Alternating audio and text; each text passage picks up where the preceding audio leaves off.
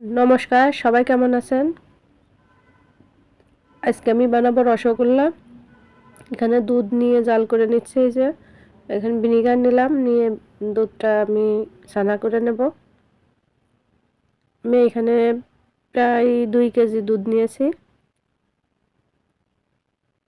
দুধ একটু একটু সময় জাল করে নিয়ে আমি ছানার জন্য করে দিলাম, ভিনিগারটা দিয়ে দিলাম।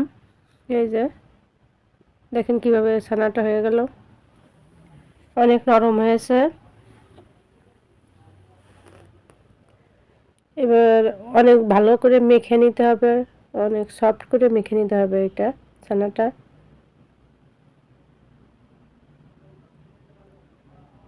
এখানে আমি কিছু এলাচ একটু থেতো করে নিচ্ছি, চিনির জলের ভিতর দেব।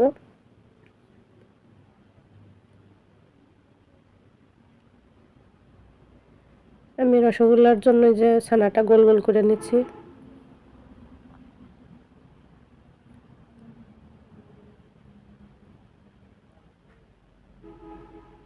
একে একে সবগুলো আমি এভাবে গোল করে নিলাম।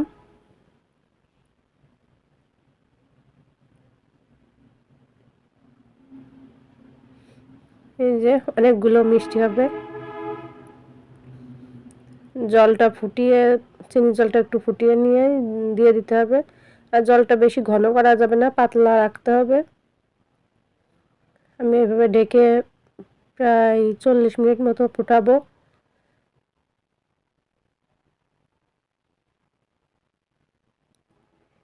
কত বড় বড় হয়ে গেছে।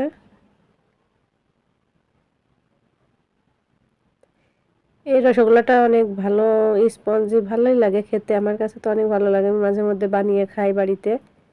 যখন যেটা মনে হয় তখনই বানিয়ে খাই অবশ্য।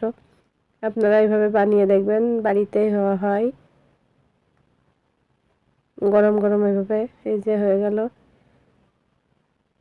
আমি এইটা একটু সময় রেখে দিয়েছিলাম অবশ্য, 2-3 ঘন্টা মতো রসের ভিতরে। এখন এই যে তুলে নিচ্ছি।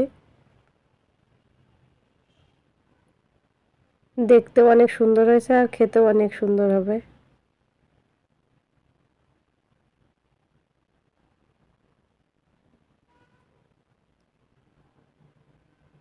এই দেখেন রসে ভরা আর খুবই স্পঞ্জি, মানে নরম, ভেঙে যাচ্ছে না। দেখেন স্পঞ্জের রসগোল্লা হয়েছে।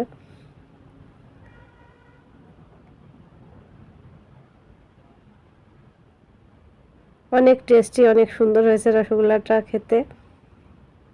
এইভাবে আপনারা বাড়িতে বানিয়ে খেয়ে দেখবেন, একদম সহজ বানানো, একদমই সহজ। যখন ইচ্ছা মন চাইবে তখনই করে খেয়ে দেখবেন।